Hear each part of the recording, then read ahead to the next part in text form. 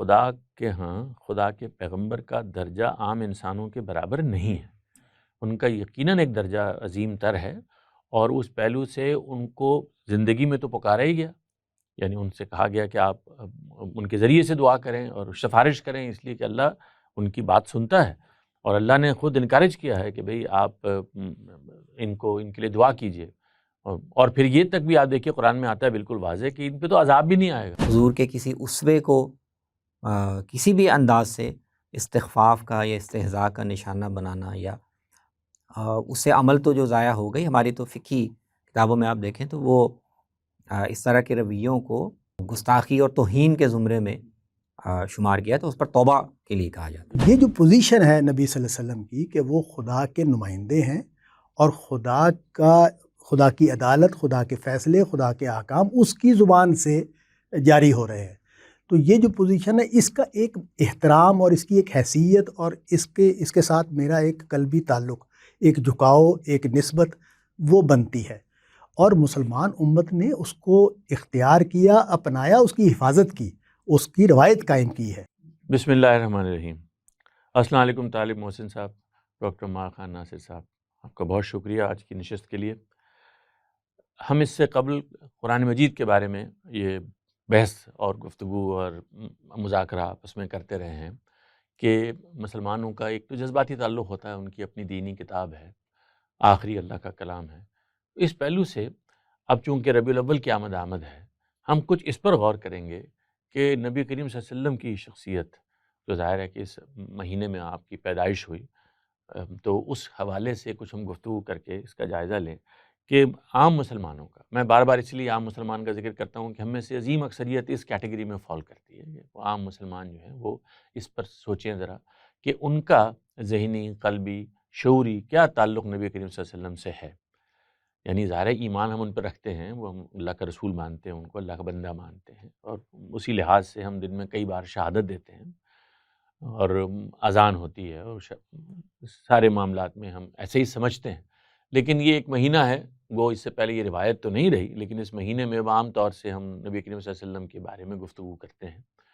تو کیوں نہ کچھ اس بارے میں مزید گفتگو کر کے جائزہ لیں اس بات کا کہ ہمارا جو شعوری تعلق ہے پیغمبر اسلام کے ساتھ اور آخری پیغمبر کے ساتھ، وہ صحیح خطوط پر استوار ہے۔ اس کے بارے میں قرآن مجید میں خود حضرت صلی اللہ علیہ وسلم کے ارشادات میں کیا باتیں بیان کی گئی ہیں جو آداب کی نوعیت کی ہیں، یا وہ کیا شرائط ہیں، کیا حدود ہیں، کیونکہ اس میں افراد و تفریط ہو جاتی ہے۔ کبھی ہم کسی چیز کا جو ضروری احتیاط کا پہلو ہوتا ہے اس کو چھوڑ بیٹھتے ہیں، اور کبھی ہم ایک دوسری حد سے تجاوز کر جاتے ہیں۔ تو آپ حضرات سے توقع ہے کہ آپ کچھ اس میں ہماری رہنمائی کریں گے۔ عمار صاحب، آپ سے ابتدا کرتے ہیں کہ یہ فرمائیے کہ اصول میں کیا بات ہے، قرآن مجید کی کچھ اہم آیات اس بارے میں کیا فرماتی ہیں؟ جی، بسم اللہ الرحمن الرحیم۔ قرآن مجید کے موضوعات میں سے تو میرے خیال میں یہ ایک مستقل موضوع ہے جس میں اس نے مختلف پہلوؤں سے بڑی جامع رہنمائی کی ہے مسلمانوں کی، کہ اللہ کے پیغمبر کے ساتھ اہل ایمان کے تعلق کی نوعیت کیا ہونی چاہیے، کیا مطلوب ہے، اس کے ایمانی پہلو کون سے ہیں، اس کے جذباتی پہلو کون سے ہیں، اور حدود کیا ہیں، آداب کیا ہیں۔ تو یہ تو میرے خیال میں قرآن مجید کے موضوعات میں سے اہم موضوع ہے، اور اس کے مختلف پہلوؤں پر قرآن کی آیات کی روشنی میں ہم جائزہ لے لیتے ہیں انشاءاللہ۔ تو میرے خیال میں سب سے پہلا اور اہم جو اس کا پہلو ہے رسول کے ساتھ تعلق کا، ایک بنیادی بات میرے ذہن میں یہ آتی ہے کہ رسول کے ساتھ تعلق کا ایک پہلو تو وہ ہے نا جو جس کو قرآن مجید منکرین پر واضح کرتا ہے، یعنی ان کو جب دعوت دیتا ہے توحید کی اور پیغمبر پر ایمان لانے کی، تو ظاہر ہے ان کے ہاں کچھ رویے ہیں، تو وہ گفتگو تو اس دائرے میں ہے کہ منکرین جو ہیں وہ رسول کے بارے میں کیا کچھ کہتے ہیں، کیا تصور رکھتے ہیں، اور ان کی اصلاح کرنا، تو وہ ایک الگ موضوع ہے۔ یعنی ایمان بالرسالت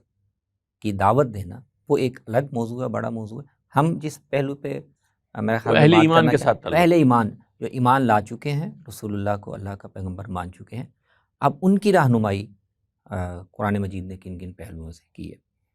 تو اس میں مجھے ایسا یہ لگتا ہے کہ بہت ہی بڑا اور بنیادی پہلو جو قرآن نے واضح کیا ہے، اور وہ مدینہ میں جب آپ تشریف لائے اور مسلمانوں کی ایک جماعت آپ نے منظم کی، اور تو اس جماعت کے بعض گروہوں میں یہ رویہ یا ایک ایٹیٹیوڈ سامنے آیا تھا، اور وہ رسول اللہ صلی اللہ علیہ وسلم کے فیصلوں پر، آپ کے کیے ہوئے فیصلوں پر عدم اطمینان یا اس کے بارے میں دل میں ایک کھٹک محسوس کرنا، یا اس کی اطاعت میں وہ رویہ پس و پیش سے کام لینا، اور جو ایک مومن کی شان ہونی چاہیے اس رویہ کا اظہار نہ کرنا. تو اس لیے ہم دیکھتے ہیں کہ ہمیں مکی صورتوں میں ایمان بالرسالت کا موضوع تو ہے، لیکن یہ جو موضوع ہے نا کہ رسول اللہ کی اطاعت بھی معیاری انداز میں ہونی چاہیے، یہ ہمیں مکی صورتوں میں اس طرح نہیں ملتا. وہ صورت کم پیش آئی، صورت شاید پیش ہی نہیں آئی. چند مسلمان تھے، مخلص لوگ تھے، اور وہ سب کچھ ہی اپنا قربان کرنے کے لیے تیار تھے. لیکن مدینے میں جب آپ آئے تو منافقین بھی تھے، کچھ کمزور ایمان کے لوگ بھی تھے. قرآن کو پھر یہ اہتمام کے ساتھ، سٹریس کے ساتھ، کئی جگہوں پر کئی زاویوں سے یہ بات واضح کرنی پڑی کہ اللہ کے رسول کو مان لینے کے بعد اب رسول اللہ صلی اللہ علیہ وسلم زندگی کے معاملات میں، کسی بھی معاملے میں جو بھی فیصلہ فرما رہے ہیں، جو بھی ہدایت دے رہے ہیں، تو اس کو بھی بلا بے چون و چرا ماننا یہ ایمان کا تقاضا. تو اللہ کے رسول کی اطاعت کرو. اللہ کا رسول اس لیے ہوتا ہے کہ اس کی اطاعت کی جائے.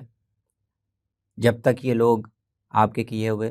حتیٰ کہ کسی جھگڑے میں، کسی نظام میں آپ نے کوئی فیصلہ کیا ہے، اس میں جو آپ نے فیصلہ کیا ہے اس کو بھی دل میں کسی کھٹک کے بغیر یہ لوگ نہ مان لیں. فَلَا وَرَبِّكَ لَا يُؤْمِنُونَ حَتَّى يُحَكِّمُوكَ فِي مَا شَجَرَ بَيْنَهُمْ ثُمَّ لَا يَجِدُوا فِي أَنفُسِهِمْ حَرَجًا مِّمَّا قَضَيْتَ. تو اس درجے میں رسول اللہ کی اطاعت اور رسول اللہ کے مطاع ہونے کا جو تصور ہے وہ قرآن کہتا ہے کہ یہ مسلمانوں میں ہونا چاہیے. اب یہ ظاہر ہے یہ رسول اللہ عام طور پہ ہمارے یہاں اس طرح کی آیات کو نا یعنی رسول اللہ صلی اللہ علیہ وسلم کی جو تشریعی حیثیت ہے یہ دین میں ان کا، اس کے لیے بیان کیا جاتا ہے. حالانکہ یہ اس کے بعد کی آیتیں ہیں، یعنی وہ رسول تو پہلے ہی مانا جا چکا ہے، وہ حیثیت تو آپ کی مسلم ہے. اس کے بعد آپ کے فرامین اور آپ کی ہدایات کی پیروی میں یا ان کی اتباع میں جو کچھ تردد یا پس و پیش نظر آ رہا تھا بعض، تو قرآن نے اس کو بھی اصلاح کی ہے. یعنی یہ بالکل اس کا اطلاق ہے، یہ اس کا اطلاق ہے، اور رویوں کی سطح پر وہ کیسے سامنے آنا چاہیے. تو میرے خیال میں ایک بڑی اہم ہدایت یا رہنمائی تو قرآن نے اس میں. طالب صاحب یہ جو آیت انہوں نے پڑھی ہے، اس آیتوں میں چاہوں گا آپ تھوڑا سا اس کی تشریح بھی کر دیں گے، اس کی ذرا مفہوم بیان کر دیں گے. ظاہر ہے سب لوگ آیتوں کا ترجمہ اس طرح نہیں سمجھ پاتے، لیکن خاص ایک پہلو جس کی طرف انہوں نے اشارہ کیا وہ یہ کہ مکے میں یہ صورتیں کم پیش آئیں تھیں. تو مکے میں آزمائش کی صورتیں مختلف تھیں. وہاں تو ایمان کی آزمائش تھی براہ راست، جو ایمان لے آیا وہ بس ایک بڑے گھاٹی سے گزر گیا، اور وہاں پر بس اطاعت ہے، رسول اللہ کا ساتھ دینا ہے. اور وہ ایک دور ہے جس کے بارے میں قرآن مجید میں بہت زیادہ تفصیلات اس طرح بیان بھی نہیں ہوئی ہیں، اور اس کی وجہ یہ ہے کہ وہاں کانفلکٹ کی نوعیت بڑی فرق ہے. لیکن مدینے میں آنے کے بعد پہ کانفلکٹ روز ایک نئی طرح کا ہے. وہاں منافقین ہیں، وہاں یہود ہیں، وہاں مکے والے سازشیں کر رہے ہیں، اور وہاں پر آئے روز باہر والے بھی کوئی نہ کوئی تدبیر کرتے ہیں تاکہ وہ جو مدینے میں ایک ریاست بن رہی ہے یا جو سماج بن رہا ہے رسول اللہ کے، اور اللہ تعالیٰ کا بھی طریقہ غالباً یہی تھا کہ ان کو گزارنا ہے وہ تو اسی تطہیر اور تزکیے کے سارے عمل کے ساتھ. تو جیسے انہوں نے فرمایا کہ یہ آیت اس کی نشاندہی کرتی ہے کہ اب یہ آزمائشیں پیش آئیں گی، اور اس میں ایک بڑی آزمائش یہ ہے کہ تمہاری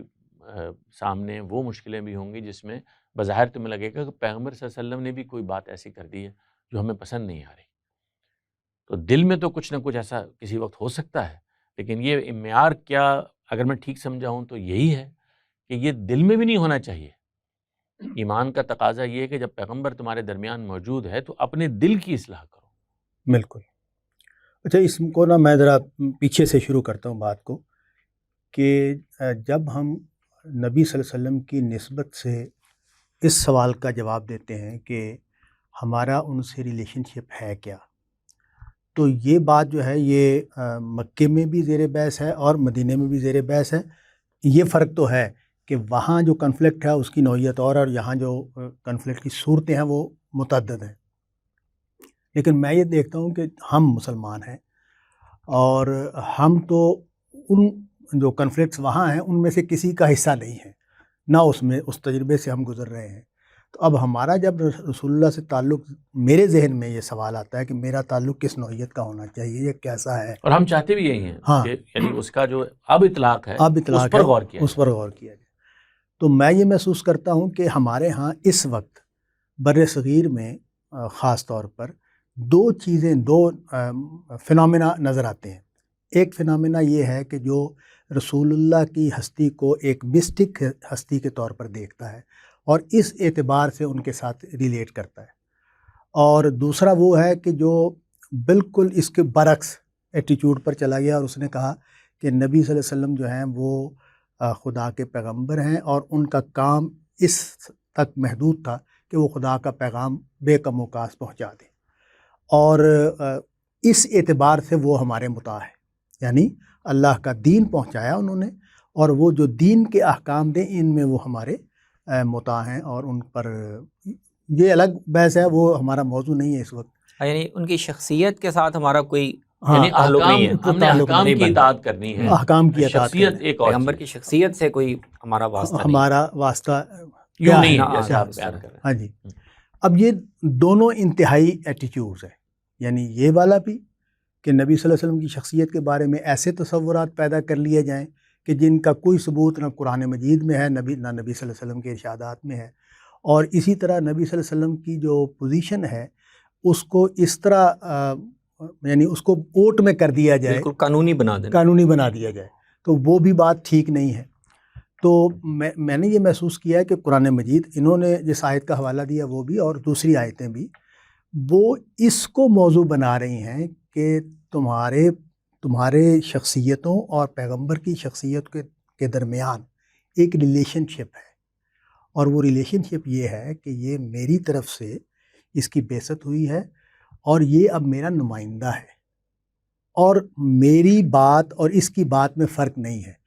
اس کی حکومت اور میری حکومت ایک ہے. یعنی آپ دیکھیں نا کہ یہ تعبیرات وہاں اختیار کی گئی ہیں کہ یہ جو ردوہ الی اللہ و الی الرسول.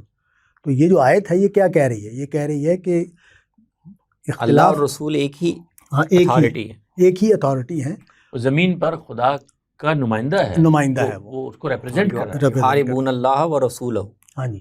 وہ اللہ اور کے رسول کے ساتھ جنگ لڑ، وہ ایک پارٹی ہو جاتی ہے. ہاں، یحاربون اللہ و رسولہ، مل کے ایک فریق ہے. تو یہ جو پوزیشن ہے نبی صلی اللہ علیہ وسلم کی کہ وہ خدا کے نمائندے ہیں اور خدا کی عدالت، خدا کے فیصلے، خدا کے احکام اس کی زبان سے جاری ہو رہے ہیں. تو یہ جو پوزیشن ہے اس کا ایک احترام اور اس کی ایک حیثیت اور اس کے ساتھ میرا ایک قلبی تعلق، ایک جھکاؤ، ایک نسبت وہ بنتی ہے. اور مسلمان امت نے اس کو اختیار کیا، اپنایا، اس کی حفاظت کی، اس کی روایت قائم کی ہے. لیکن اور اس میں صرف ایک چیز چاہتا ہوں ہم ہائی لائٹ کر دیں سننے والوں کے لیے کہ یہ دراصل ہم جو کچھ بھی کہہ رہے ہیں یہ قرآن کی بنیاد پہ کہہ رہے ہیں. یعنی آپ کی اپنی، یہ میری کوئی رائے نہیں ہے، یہ قرآن کے الفاظ خود ظاہر کرتے ہیں اس حیثیت کو. یعنی ہم اگر کسی چیز کے بارے میں کوئی مختلف رائے، جیسے آپ نے کہا کہ بھائی دو بن گئے ہیں نقطۂ نظر، تو ان کو لے جانا قرآن کے پاس اور قرآن فیصلہ کر دے گا کہ وہ خود کیا فرماتا ہے اس سلسلے میں. بالکل ٹھیک ہے. تو وہ یعنی ہم ساری بات، اور یہ بات آپ نے بڑا اچھا نقطہ اٹھایا کہ دینی تصورات، میں تو اس کو بہت زیادہ اصرار کے ساتھ بیان کرتا ہوں کہ کوئی بھی دینی تصور وہ اگر نصوص سے نہیں اٹھتا، نصوص سے اخذ نہیں کیا گیا تو اس کی کوئی حیثیت نہیں. وہ پھر میرا خیال ہے، میری رائے ہے، وہ ٹھیک ہے. اس کی پھر وہ حیثیت بھی نہ ہو، اس کی کوئی اہمیت بھی نہ ہو، اس کی اہمیت ہی نہ ہو، اور اس کے وہ نتائج بھی نہ نکلے. ظاہر ہے اللہ تعالیٰ نے جب یہ فیصلہ کیا کہ میں اپنی آخری کتاب اتار رہا ہوں تو اس کا مطلب یہ ہے کہ دین کی رہنمائی میں کوئی کمی اب وہاں نہیں ہے. وہاں سب ضروری معلومات دے دی گئی، سب ضروری چیزیں، لازمی چیزیں جو میرے تصورات ہونے چاہیے وہ سب وہاں موجود ہے. تو اس میں بس ایک چیز میں ایڈ کر دوں کہ قرآن مجید سورہ بنی اسرائیل میں والدین کے حقوق یا والدین کے ساتھ تعلق کی جو بات کر رہا ہے، تو اس میں جو آخری لمٹ بتائی ہے وہ یہ کہ تم غصہ نہ کرو، تم ڈانٹو نہ، یعنی ناگواری کا اظہار نہ کرو۔ تو اس کا کیا مطلب ہے؟ اس کا مطلب یہ ہے کہ قرآن مجید پوری میں اطاعت کرنے کے باوجود، ہاں اطاعت کرنے کے بعد، تو اس کا مطلب یہ ہے کہ قرآن مجید کے نزدیک کسی بڑے کے ساتھ جو نسبت ہے، جو تعلق ہے، اس میں دل کا پوری طرح اس کے لیے اوپن ہونا، دل کا پوری طرح اس کی طرف آمادہ ہونا، یکسو ہونا، یکرخ ہونا، اس کا مطالبہ کرتا ہے۔ اور یہ مطالبہ نبی صلی اللہ علیہ وسلم سے، والدین سے کہیں زیادہ اوپر کی سطح پر بنتا ہے، جس کو پھر قرآن مجید نے، یعنی وہاں تو اطاعت حسن سلوک تک ہے نا، اور یہاں تو اطاعت ہے ایبسولوٹ سینس میں۔ یعنی اگر ہمیں معلوم ہو گیا کہ نبی صلی اللہ علیہ وسلم کا یہ قول ہے یا قرآن میں یہ بات بیان ہوئی ہے، تو جیسے آپ نے فرمایا کہ اس میں کوئی گنجائش نہیں ہے اس بات کی کہ دل میں کوئی گرہ محسوس ہو۔ اور یہ آپ اس کی تھوڑی وضاحت آپ دونوں حضرات سے میں چاہوں گا کہ الگ الگ کریں کہ آج کی ریلیونس اس کی کیا ہے۔ جیسے آپ نے کہا نا کہ یہ صحابہ کے کانٹیکسٹ میں آئی ہے نا، ان کو کہا گیا ہے، لیکن اس میں جو اصول بیان ہوا ہے اس کا اطلاق تو اس کی اپلیکیشن تو ہمارے اوپر بھی ہو رہی ہے نا، کہ دین کا کوئی حکم ہے، قرآن کی کوئی بات ہے، نبی کریم صلی اللہ علیہ وسلم کی کوئی بات ہم تک پہنچ گئی ہے صحیح ذرائع سے، تو اس کے بارے میں ہمارے دل میں بھی کوئی تعامل نہیں ہونا چاہیے۔ ایسا ہی ہے جناب؟ جی، میرے خیال میں یہی جو یہ گفتگو ہے نا کہ رسول اللہ صلی اللہ علیہ وسلم کی احادیث اور آپ کا جو اسوہ حسنہ ہے، اس کو اس امت نے کتنی پذیرائی بخشی ہے، اس کے ساتھ کتنا اہتمام کیا ہے، تو اس کے پیچھے بھی بنیادی طور پر اگر دیکھا جائے تو رسول کی جو حیثیت قرآن نے واضح کی ہے، بیان کی ہے، وہ اسی کا ایک اظہار ہے۔ یعنی اصولی طور پر، خاص طور پر ہمارے نقطہ نظر سے، ہمارے فکر میں، تو ایک دین وہ ہے جو رسول اللہ صلی اللہ علیہ وسلم جس کے لیے مامور تھے کہ وہ دنیا کو دیں، جو اس وقت ان کے کرنے کا کام تھا، اور اس کے بغیر ان کی ذمہ داری آپ کی نہیں پوری ہوتی تھی، جس کو قرآن بھی بیان کرتا ہے نا، بلغ ما انزل الیک من ربک وان لم تفعل فما بلغت رسالتہ۔ تو وہ قرآن مجید ہے اور سنت کی وہ روایت ہے جو آپ نے امت میں جاری کر دی۔ اب اس کے علاوہ آپ نے اپنی زندگی میں مسلمانوں کو، اہل ایمان کو مختلف حوالوں سے رہنمائی موقع بہ موقع فراہم کی، چیزوں کی توضیح کر دی، چیزوں پر عمل کے نمونے دکھا دیے۔ اب یہ آپ کی ذمہ داری میں اس طرح شامل نہیں تھا، اسی طرح آپ نے اس کی حفاظت کا یا اس کی تبلیغ کا اس طرح اہتمام نہیں کیا، لیکن مسلمانوں نے اس کو بھی کم اہم نہیں سمجھا۔ تو اب یہ یعنی یہ جو اہتمام مسلمانوں نے کیا، اس کے پیچھے کوئی ان کی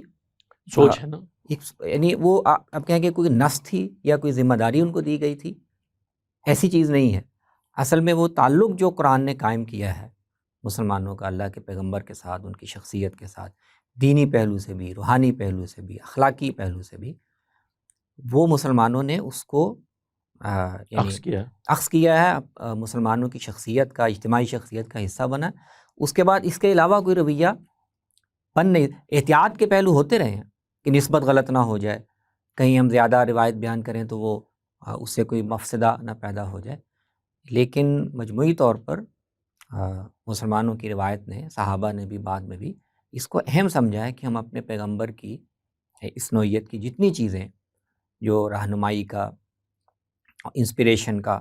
سورس بن سکتی ہیں، ان کو ہم پریزرو کریں، ان کو محفوظ بھی کریں اور ان کو پہنچانے کا انتظام بھی کریں، اور ان کی اس کی حفاظت میں، اس کی تنقیح میں، اس میں غلط چیزیں مل جانے میں بھی وہ ساری ایفرٹ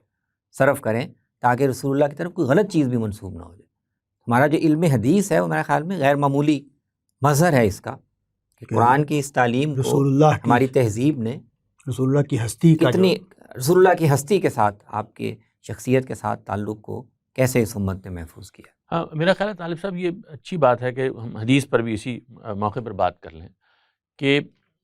یعنی آج ہم دیکھتے ہیں کہ اگر کوئی جناح صاحب ہیں یا اقبال ہیں یا فیض ہیں تو ان کی کوئی باتیں ہمیں پتہ چلتی ہیں دلچسپی کی نوعیت کی، تو ان کی شخصیت کے بارے میں کہ بڑے آدمی تھے بھئی، ہم معلوم کریں کیا کہا انہوں نے،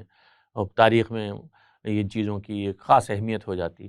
اور جو دنیا کا آخری پیغمبر ہے جو اللہ کی طرف سے مقرر تھا، وہ آخری کتاب ہمیں دے کر گیا، تو جو اس کی باتیں ہیں تو ان کے لیے تو از خود یہ ایک بہت بڑا انسان کے اندر محرک ہوگا نا کہ میں اس کو زیادہ سے زیادہ جمع کر لوں، محفوظ کر لوں۔ تو یہ تو ظاہر حدیث کا ذخیرہ، اور پھر اس کے بعد اس میں جو چیکس اینڈ بیلنسز رکھے گئے، اس کے اتنے علوم ایجاد کیے مسلمانوں نے، جو اس میں راویوں کے بارے میں اور ان کی سند کے علاوہ جو روایت پر جو درایت کے پہلو سے جو کام کیا گیا، تحقیق آج تک بھی علماء کرتے ہیں، تو وہ جو پورا کارپس ہے حدیث کا، تو آپ اس کی بھی تھوڑی سی وضاحت فرمائیے کہ اس کی رسول اللہ صلی اللہ علیہ وسلم کی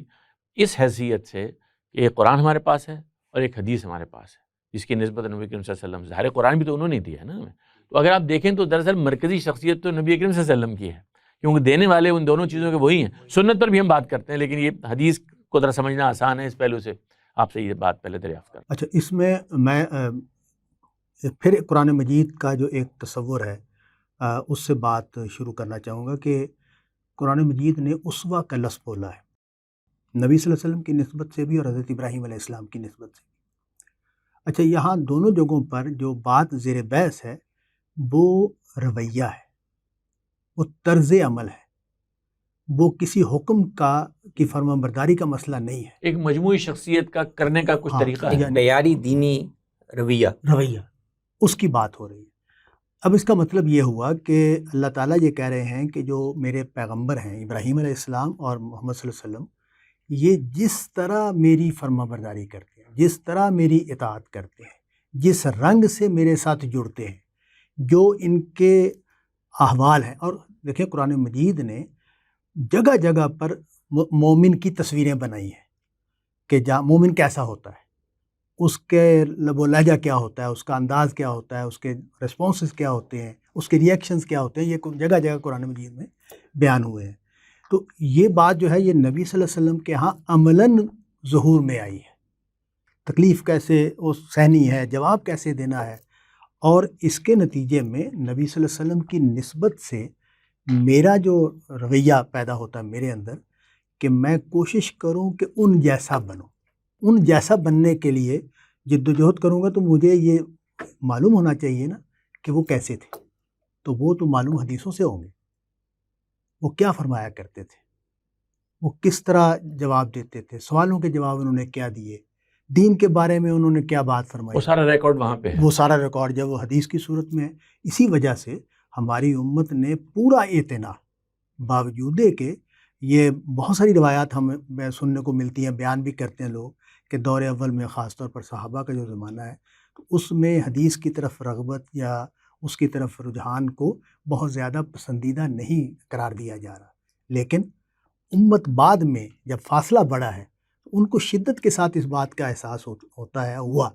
کہ بھئی نبی صلی اللہ علیہ وسلم کی باتیں، نبی صلی اللہ علیہ وسلم کی زندگی، نبی صلی اللہ علیہ وسلم کی مصروفیات، نبی صلی اللہ علیہ وسلم کے رسپانسز وہ ہمیں معلوم ہونے چاہیے تاکہ ہم ان کے مطابق اپنے آپ کو ڈھال سکیں۔ اور اس موضوع پر کتابیں لکھی گئی ہیں، اور بہت شروع کی زمانے میں لوگوں نے کتابیں لکھی ہیں کہ جس میں انہوں نے اس کو بیان کرنے کی کوشش کی ہے کہ حضور کھاتے کیسے تھے، پیتے کیسے تھے، سوتے کیسے تھے، سفر کیسے کرتے تھے وغیرہ۔ اور اسی طرح ہمیں صحابہ کے ہاں یہ باقاعدہ رجحان نظر آتا ہے کہ ان چیزوں میں بھی نبی صلی اللہ علیہ وسلم کو کی مطابقت کریں یا ان کے رنگ کو اپنائیں جن کا دین سے کوئی تعلق نہیں ہے، جن میں عام زندگی کی چیزیں ہیں، اور اس میں سفر میں آپ نے کہیں قیام فرمایا، یہ اس طرح کی جو چیزیں ہیں تو ان میں تو اس کا مطلب یہ ہے کہ یہ جو ایک تو اس سے یہ معلوم ہوتا ہے کہ حدیث ہمارے لیے کتنی قدر و قیمت کی چیز ہے۔ اس میں ظاہر ہے جب بھی کوئی چیز قدر و قیمت کی ہوتی ہے تو اس میں ایک پرابلم پیدا ہوتی ہے کہ اس میں رطب و یابس کے ہونے کے امکانات بڑھ جاتے ہیں، لوگ اس کی نسبت سے پھر اس میں جھوٹ بھی شامل کرنے کی کوشش کرنے کا فیصلہ کر لیتے ہیں، اور یہ کام ہوا بھی ہے اور ہمارے علماء نے اس کو پکڑ بھی لیا اور پھر اس میں معیارات بھی قائم کیے۔ لیکن ہم تو اس موضوع پر بات کر رہے ہیں کہ نبی صلی اللہ علیہ وسلم کی شخصیت اور ان کے ساتھ میرا تعلق، اور اس میں جو میری تمنا ہے کہ وہ میرے لیے اسوہ ہیں اور اسوہ کامل ہیں، یعنی اس اعتبار سے وہ اسوہ کامل ہے کہ ایک بندہ خدا اپنے خدا سے جڑنے میں کس معیار پر ہو سکتا ہے، تو وہ معیار جو ہے وہ وہاں مسلم ہوا ہے، وہ اس کا بہت اچھا تفصیلی ریکارڈ ہے۔ عمار صاحب، یہ جو ہماری اصل بات تھی کہ نبی کریم صلی اللہ علیہ وسلم کے ساتھ ہمارا تعلق کن آداب اور شرائط اور پر منحصر ہونا چاہیے، تو اس پہلو سے ظاہر ہے کہ انہوں نے بتایا کہ حدیث میں اس کا بڑا ذکر ہے۔ میں یہ چاہوں گا کہ ہم اس بات کو، اس پوائنٹ کو ذرا سمیٹ لیں اس پہلو سے کہ قرآن مجید جس رویے کی ہم سے تقاضا کر رہا ہے کہ وہ تم اختیار کرو پیغمبر کے معاملے میں. ظاہر ہے کہ وہ صحابہ نے اس پر عمل کیا، اس کا ریکارڈ حدیث میں ہے، اس کا کچھ ریکارڈ قرآن میں بھی ہے، کچھ احکام براہ راست دیے. تو ان کو مجموعی طور سے اگر آپ خلاصہ اس کا کرنا چاہیں تو کیسے کریں گے؟ اچھا، قرآن مجید میں نبی صلی اللہ علیہ وسلم کی جو دینی حیثیت ہے اور تعلق مسلمانوں کا کیسا ہونا چاہیے، اس پہ اصولی پہلو سے تو میرے خیال میں ایک کافی مناسب گفتگو ہو گئی ہے. کچھ جو پرٹیکولر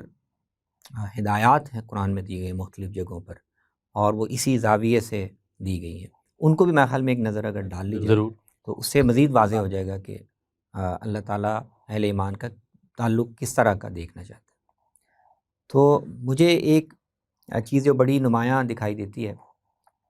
اگرچہ عام طور پر اس کو ایک فقہی حکم کے طور پر دیکھا جاتا ہے، لیکن جب اس پہ غور کیا جائے آیت کے الفاظ پر، مجھے لگتا ہے وہ اس کا پیچھے پس منظر اصل میں یہی ہے، اور وہ ہے صلاۃ الخوف کی آیت. تو بظاہر تو وہ ایک فقہی حکم ہے کہ جنگ کی حالت میں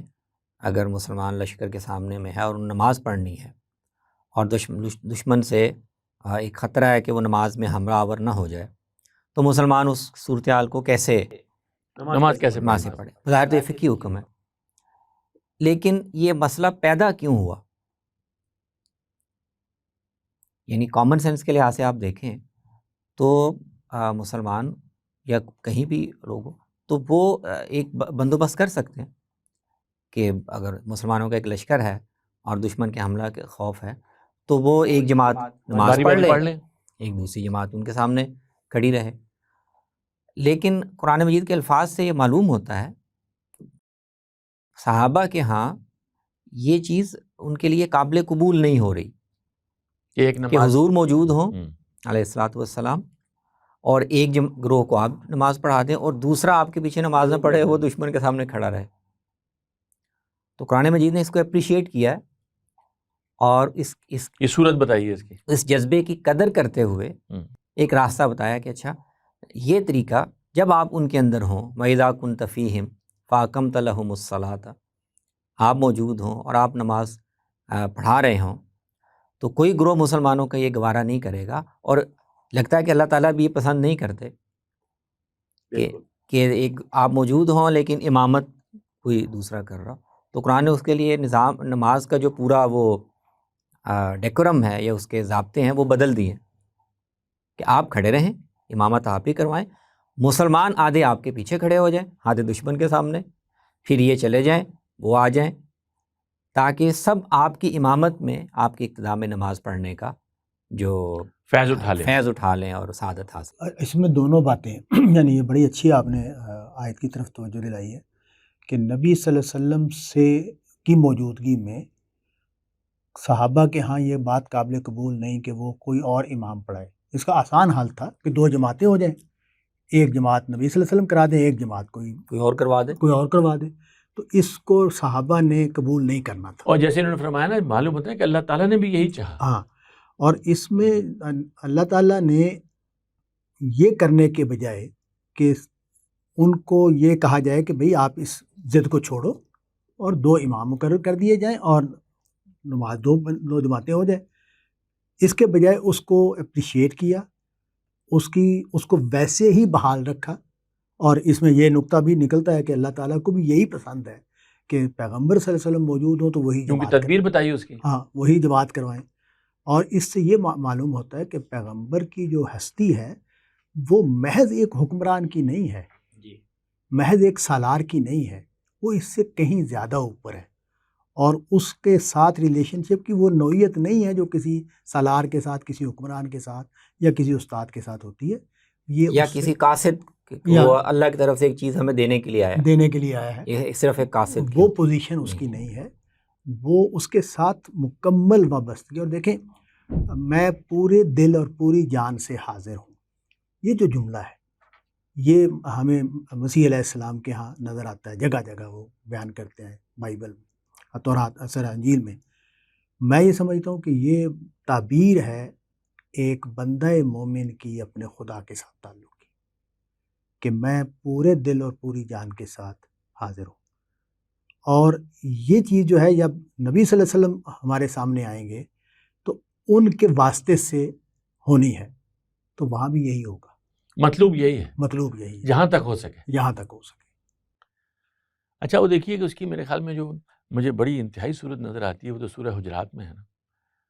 آپ دیکھیں انہوں نے کہا کہ تم ان کو ایسے نہ پکارا کرو جیسے ایک دوسرے کو آپس میں ایک دوسرے کو پکارتے ہو. یہ نہ ہو کہ تمہارے اعمال ہبط ہو جائیں اور تمہیں خبر بھی نہ ہو. میں کبھی کبھی سوچتا ہوں کہ بھئی اگر کوئی چیز جس کی مجھے خبر ہی نہیں ہوئی اس پر بھی مجھے نقصان ہو جائے گا. ہوا، یعنی اللہ تعالیٰ فرما رہے ہیں کہ ہو جائے گا، یعنی یہ درجہ ہے نا ان کا. اگر اس کے پیچھے رویہ نعوذ باللہ آپ کی استخفاف کا، اپنے برابر سمجھنا، برابر سمجھنے کا ہے یعنی تو ہو جیسے جائے گا. یعنی یہ جو حیثیت ہے ان کی اور یہ آج بھی ویلڈ ہے، وہ کیسے ہے، اس کی طرف کچھ رہنمائی کیجیے. ایک تو جو اس ہدایت کو بھی اگر ہم پورا سمجھ لیں، اس میں سورۃ الحجرات کی جو پہلی 2-3 آیتیں وہ اسی کو بیان کرتی ہیں. ایک تو ہمارا کہ لا تقدموا بین یدی اللہ و رسولہ، جس کا مفہوم مفسرین جو بیان کرتے ہیں کہ اللہ اور اس کے رسول کے سامنے بڑھ چڑھ کے اپنی بات پیش نہ کرو. یعنی اس طرح اپنی رائے تو ظاہر ہے پیش کرنی ہوتی تھی اور بات کرنی ہوتی تھی، لیکن وہ پیش کرنے کا انداز اس طرح نہ ہو کہ جیسے بہت ادب کے ساتھ، بہت ادب کے ساتھ ہو، اور اس میں آپ کی بات کی گویا نگیشن کرتے ہوئے یا آپ کا رجحان اگر معلوم ہے تو اس کی نفی کرتے ہوئے اس طرح نہ پیش کی جائے کہ یہ رویہ چل گئے. دوسرے اس میں کہا گیا کہ رسول اللہ کے ساتھ آپ کے مجلس میں آپ کے ساتھ بات کرتے ہوئے آواز بھی رسول اللہ سے بلند نہیں ہونی چاہیے. یعنی گفتگو میں اس طرح زور سے بات کرنا، مستقل ادب اور عزت کا رہنا چاہیے احساس. وہ اتنی یعنی بظاہر یہ ایسی چیز تھی کہ سیدنا عمر کی آواز ویسے ہی تھوڑی اونچی تھی، تو روایات میں آتا ہے کہ گھبراتے تھے بہت، وہ اس سے گھبرا گئے اور انہوں نے جانا چھوڑ کچھ دیا. عرصے کے لیے مجلس میں شریک ہونا چھوڑ دیا کہ میری آواز تھوڑی سی بلند ہو گئی تو پتہ نہیں عمل ضائع نہ ہو جائے. تو پھر وہ سمجھانا پڑا کہ اس سے مراد یہ نہیں ہے، یعنی آواز بلند کرنے سے مراد یہ ہے کہ آپ کی بات ڈسرسپیکٹفل نہ ہو، بالمقابل آ گئے. بالمقابل. تو اب یہ جو چیز ہے اس سے بالکل ہم تو اس مجلس میں موجود نہیں ہیں، لیکن رسول اللہ صلی اللہ علیہ وسلم کے بارے میں آپ کی کوئی بات، آپ کا کوئی ارشاد اور حکم ہمارے سامنے آ جائے تو اس کے بارے میں بھی یہ رویے پیدا ہو سکتے ہیں کہ آدمی اس کو اہمیت نہ دے یا اس کے برخلاف ایک جسارت کے ساتھ ایسی رائے قائم کرنے یا ایک رائے دینے کا انداز اپنائے جس سے لگے کہ یہ تو بس ایک بات ہے. ایک بات ہے کہ کسی عالم کو، کسی محقق کو تحقیق سے اور کچھ علمی اصولوں کی روشنی میں یہ بات لگے کہ اس کی نسبت میں کوئی مسئلہ ہے، وہ اور چیز ہے. وہ تحقیق کا اور نسبت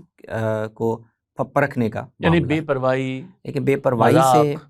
یا استہزاء کے ساتھ یا اس طرح سے، تو ہمارے لیے بھی اس سے یہ رہنمائی اور اصول اخذ ہوتا ہے. حضور کی بات کو، حضور کے کسی انداز کو، حضور کے کسی اسوے کو کسی بھی انداز سے استخفاف کا یا استہزاء کا نشانہ بنانا یا اس سے عمل تو جو ضائع ہو گئی. ہماری تو فقہی کتابوں میں آپ دیکھیں تو وہ اس طرح کے رویوں کو کفر کہتے ہیں، گستاخی اور توہین کے زمرے میں شمار کیا، تو اس پر توبہ کے لیے کہا جاتا ہے. اچھا، اس میں چاہوں گا کہ ایک نقطے پر اور بات ہونی چاہیے، وہ یہ کہ جو ہمارا موجودہ سماجی سٹرکچر ہے اس میں ہم نے انڈیویجولیٹی کو بہت زیادہ نمایاں کیا ہے. ہر فرد آزاد ہے، مکمل ہے، اور وہ اپنی زندگی کو اپنی مرضی سے گزارنے کا اس کو حق حاصل ہے. یہ تصور ہمارے ہاں ڈیولپ ہوا اور اس کو بہت زیادہ نمایاں کیا گیا ہے، اور اس کے لیے بہت زیادہ تحریک چلائی گئی ہے کہ یہ چیز جو ہے انسانوں میں. اچھا، اس کا نتیجہ کیا نکلا؟ اس کا نتیجہ یہ نکلا کہ یہ جو سٹرکچر ہے جو ہمیں نظر آ رہا ہے کہ اللہ تعالیٰ یہ کہہ رہے ہیں پیغمبر صلی اللہ علیہ وسلم کے نسبت سے کہ آپ کی مجلس میں بیٹھے ہوئے ہو تو آپ سے بات کرنے میں مقابلے میں نہیں آ سکتے. یہ آپ نے، یہ مجھے آپ سے اختلاف ہے، میں آپ کی بات سے ڈس ایگری کرتا ہوں اور ذرا آواز بھی اونچی ہو، میری دلیل زیادہ محکم ہے. یہ جذبہ پیدا ہوتا ہے نا جب ہم گفتگو آپس میں کر رہے ہوتے ہیں تو میں اپنی دلیل پر اپنی بات پر اتنا اطمینان اعتماد ہوتا ہے. تو یہ اعتماد اور یہ اطمینان بعض اوقات سخت لب و لہجے، بلند آواز اور دوسرے کی بات کو کاٹ دینا، زیادہ پر اعتمادی کی بات کر لی آپ نے، بات کر دی تو وہ پیدا ہو جاتا ہے. تو یہ جو چیز ہے، یہ جب ہم اپنے اسٹرکچر میں دیکھتے ہیں تو یہ بالکل مباح ہے، بالکل ٹھیک ہے. یہ جمہوری دور ہے نا، اس میں تو ہم لیڈروں کے ساتھ بھی یہ سمجھتے ہیں نا ہم اور وہ برابر ہیں اور اسی طرح بات کر رہے ہیں، اور اس میں کوئی غلطی نہیں ہے، بلکہ اس کو اپریشیٹ کیا جائے گا کہ بھئی بندہ اس طرح بات کرتا ہے. تو اب اس کا مطلب یہ ہے کہ اللہ تعالیٰ کا جو بنایا ہوا انسان ہے، اس کی شخصیت میں جو چیزیں فروغ پانی چاہیے، یہ ہم اس کے خلاف تحریک چلا رہے ہیں. طالب صاحب یہ جو آپ بات فرما رہے تھے میرے خیال میں یہ سمجھ میں آتی ہے،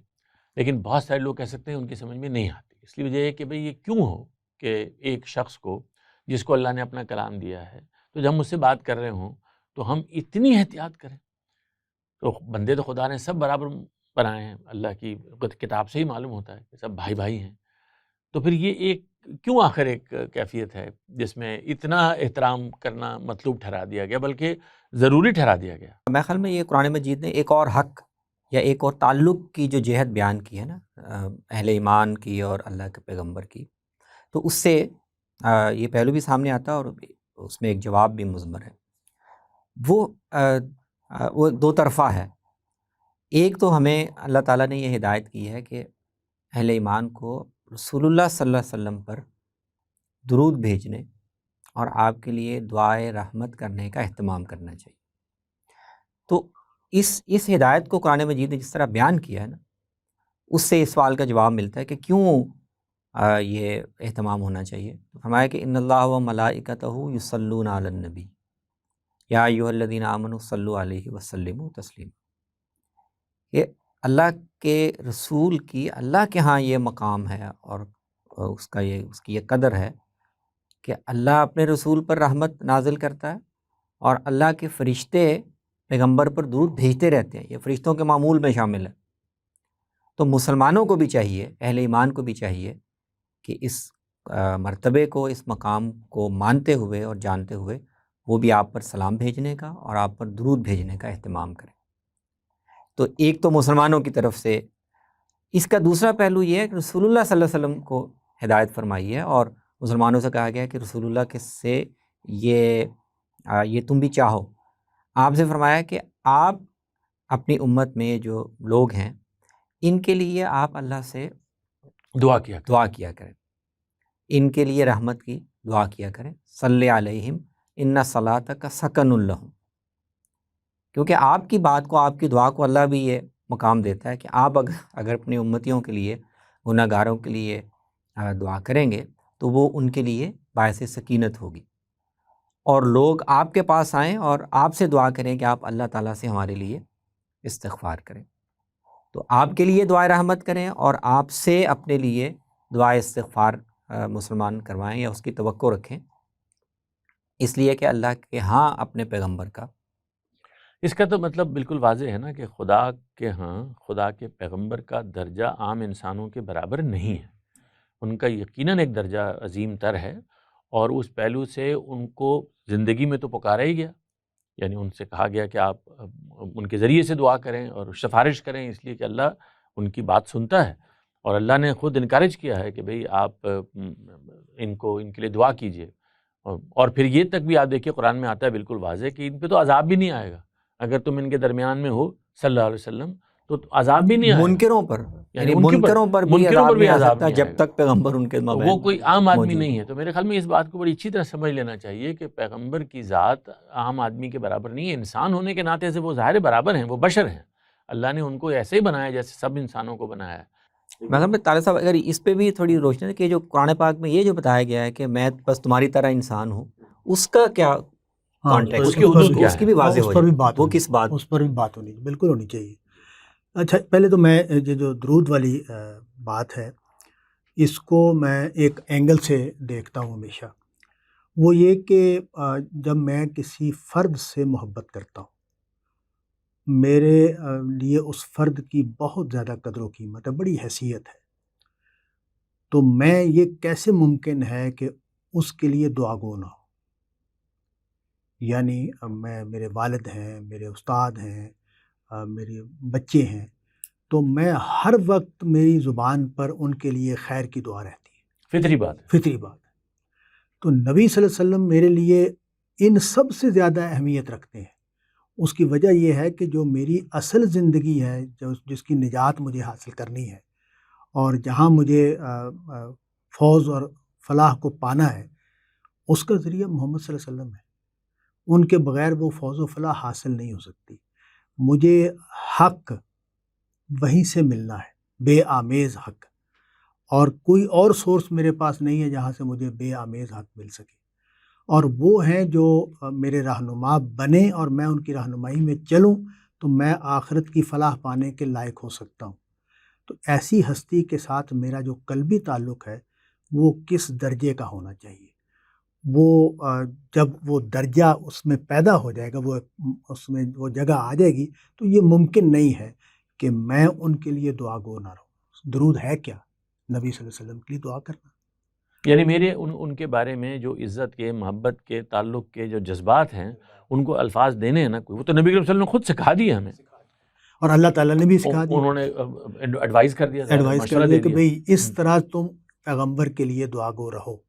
تو یہ جو دعا گو رہنا ہے، اور اس میں نبی صلی اللہ علیہ وسلم نے بالکل، اگرچہ وہ حدیث میں وہاں بات چلی جاتی، بالکل صحیح کہا کہ یہ ممکن نہیں ہے کہ میرے سامنے میرا نام کسی کے سامنے لیا جائے اور اس کی زبان پر دعا نہ اور وہ درود نہ پڑے۔ اور ظاہر ہے کہ یہ جب جذبہ فطری محبت سے پھوٹتا ہے تو یہ ظاہر کرتا ہے ہمارے ان کے ساتھ تعلق کو، اور وہ تعلق ہمارا، جیسے آپ نے شروع میں فرمایا کہ جس درجے میں خدا کے ساتھ انسان کا مطلوب ہے کہ بھئی وہ آپ بھی یہ فرما رہے تھے کہ خدا کی ایسے یاد رہنی چاہیے، اسی طرح نبی کریم صلی اللہ علیہ وسلم کی بھی یہ یاد کہ انہوں نے ہمیں دین دیا اور وہ مطاع ہیں، ہمیں ان کی اطاعت کرنی ہے، اور ان کا دیا ہوا دین ہمارے پاس قرآن اور حدیث کی صورت میں اور سنت کی صورت میں موجود ہے۔ تو یہ سب کچھ اصل میں ان سے ہماری نسبت طے کرتا ہے اور اس کی نشاندہی بھی کر دیتا ہے کہ وہ اس کے آداب کیا ہیں۔ تو میرا یہ خیال ہے کہ یہ جو آداب ہیں، ان میں یہ بھی ہوتا ہے کہ کبھی ہم ان کو پورا کرنے میں ایک حد سے آگے نکل جاتے ہیں، اور کبھی ایسا ہوتا ہے جیسے آپ نے فرمایا کہ ہم سمجھتے ہیں بھئی وہ تو بالکل ہی ہماری طرح کے انسان تھے، قرآن تو کہہ رہا ہے وہ تو بشر تھے۔ تو اصل میں اس کا صحیح مفہوم کیا ہے، اور اس میں ایک جو معیاری اور مطلوب سوچ ہے وہ کیا ہو سکتی ہے؟ اچھا، یہ جو بات ہے نا، اس کی بھی وضاحت مناسب ہے کہ قرآن نے ایک طرف تو اپنے پیغمبر کا مقام، مرتبہ، تعلق کے آداب، نوعیت واضح کر رہا ہے، اور وہ سارا یہ بتا رہا ہے کہ اللہ کے پیغمبر کو، اللہ کے رسول کو عام آدمی نہیں سمجھنا، اس کے ساتھ تعلق کی نوعیت بھی اس طرح نہیں ہوگی۔ تو یہ اس آیت کا مفہوم بھی ہمیں واضح ہونا چاہیے، کیونکہ قرآن مجید میں جگہ جگہ پیغمبر کی زبان سے یہ بھی کہلوایا گیا، انما انا بشر مثلکم، میں تو تمہارے جیسا انسان ہوں، یوحا الیہ، مجھ پر بس وہی آتی ہے۔ تو اصل میں اس کا سیاق بھی واضح ہونا چاہیے، وہ اس مفہوم میں نہیں ہے کہ تم مجھے بس ایک بشر سے زیادہ کوئی حیثیت نہ دو۔ یہ اصل میں ایک خاص منکرین کے ایک خاص مطالبے کے جواب میں ہے کہ وہ رسول اللہ صلی اللہ علیہ وسلم سے یا تو آپ کو نعوذ باللہ زج کرنے کے لیے یا آپ کی دعوت سے ایک جان چھڑانے کے لیے وہ کچھ عجیب و غریب مطالبات سامنے رکھتے تھے کہ اگر آپ اللہ کے پیغمبر ہیں، اگر آپ اللہ کی طرف سے مبعوث ہیں تو ہماری یہ نشانی ہمیں دکھائیں، یہ مطالبہ ہمارا پورا کر کے دکھائیں، اس طرح کی کوئی علامت دکھائیں جس سے ہمیں پتہ چلے کہ خدا آپ کے ساتھ ہے۔ تو اس پر آپ کو ہدایت کی گئی کہ آپ ان سے یہ کہیں کہ مجھے تو جو ذمہ داری دی گئی ہے میں وہ ادا کر رہا ہوں، اور کوئی نشانی دکھانا، کوئی اس طرح کا معجزہ پیش کرنا، کوئی خرق عادت دکھانا، یہ میرے اختیار میں اللہ نے نہیں دیا۔ وہ دکھانا ہوگا تو اللہ خود ہی دکھائے گا، اور جب دکھانا ہوگا تو وہ خود ہی دکھا دے گا۔ اس معاملے میں تو میں تمہارے جیسا انسان ہوں، میرے ہاتھ میں وہ نشانیاں، وہ معجزات، وہ طاقت نہیں دی گئی، عذاب کا لے آنا، تو میں تمہارے جیسا انسان ہوں، لیکن یہ ہے کہ مجھ پر اللہ اپنی وحی بھیجتا ہے۔ تو وہ اس سیاق میں ہے، نہ یہ کہ اس سے رسول اللہ صلی اللہ علیہ وسلم کی جو بطور پیغمبر کے، بطور خدا کے مقرب انسان کے جو ہستی جو مقام ہے اس کی کوئی نفی اس میرے میں خیال میں یہ بہت اچھا آپ نے واضح کر دیا کہ اس آیت کا اصل اس میں کا سیاق کیا ہے. اس پورے پوائنٹ کا کیا سیاق سباق ہے. ایک اور بات میرے ذہن میں آ رہی تھی اس سے پہلے کہ ہم ختم کریں کہ جب کبھی صحابہ رضی اللہ عنہم کی گفتگو ہوتی تھی پیغمبر صلی اللہ علیہ وسلم کے ساتھ اور وہ کسی صحابی کے ہاں کوئی خیال ہوتا تھا تو میں کوئی دوسری بات کروں اور پیغمبر کچھ اور فرما رہے ہیں تو وہ پوچھتے تھے ان سے کہ یہ آپ جو فرما رہے ہیں یہ آپ کی رائے ہے ذاتی اجتہادی رائے ہے کہ یا اس میں کوئی حکم آ گیا ہے، تو پھر وہ زبان کھولتے تھے. میرا یہ خیال ہے کہ یہ ایک اور پوائنٹ ہے جس کو ہمیں اچھی طرح سمجھ لینا چاہیے کہ وہ ہستی ہے جس کے پاس وحی آتی ہے، یعنی خدا براہ راست کلام کرتا ہے، تو آپ ان کے معاملے میں یہ تصور ہی کیسے کر سکتے ہیں کہ وہ ہماری آپ کی طرح ہماشوما جیسے بات کر رہے تھے اس طرح ہم ان کے ساتھ گفتگو کریں. تو اس پر بھی آپ کچھ فرمانا چاہیں تو. اچھا، اس میں ایک نقطہ ایڈ کر دوں کہ یہ جو بحث ہے نا کہ بھئی ما انا بشر مثلکم، یہ اس کا ایک پہلو تو یہ ہے اور وہ ہمیں سب کو ماننا ہے، اس پر کھڑے ہونا ہے کہ جو نوع ہے انسان کی، پیغمبر اسی میں سے ہوتے ہیں، اور جو انسان کے خصائص ہیں ان کے وہ حامل ہوتے ہیں، یعنی ان کے ہاں جو ہیومینٹی ہے اس کی نفی نہیں ہوتی، انسان ہونے کی نفی نہیں کھاتے ہوتی. پیتے ہیں، بازاروں میں چلتے ہیں، چلتے بیوی ہیں، بچے ہیں، قرآن نے واضح کیا ہے، سارے اس کو- پہلو ہیں. اس کو بالکل واضح کیا. واضح کیا. لیکن کیا دو انسان ایک ہوتے ہیں، برابر ہوتے ہیں؟ کبھی بھی نہیں ہوتے. یعنی یہ جو انسانوں کے اندر اللہ یہ نے فضیلت ہے. فضیلتیں رکھی ہیں، تفاوت رکھے ہیں، وہ اپنی جگہ پر موجود ہیں، اور پیغمبر صلی اللہ علیہ وسلم کو جو فضیلتیں حاصل ہیں ان کا تو ہم تصور بھی نہیں کر سکتے. امت کے لوگ جو جملہ بولتے ہیں کہ ہم کی خاک کے پا کے بھی برابر نہیں ہیں، یہی جملہ ہماری حقیقت ہے اور یہی ان کی عظمت ہے، یہی ان کا مقام ہے جس کو ملحوظ رکھ کے ہم نے ان کے ساتھ ریلیٹ کرنا ہے. وہ عربی میں تو وہ صحابہ کرام عام طور سے رضی اللہ عنہم یہ فرماتے تھے نا کہ بھئی ہمارے ماں باپ آپ پر قربان ہوں. اس سے فدا کا ابی و امی. ہاں، اس سے بڑھ کر تو ان کے ہاں کوئی چیز نہیں کہ بھی ظاہر ہے کہ اس سے اپنا بھی اور ان کے ساتھ رشتے کو بھی وہ ظاہر کر دیتے ہیں. چلیے جی، آج کا وقت ختم ہو گیا، پھر انشاءاللہ بات کریں گے. بہت شکریہ.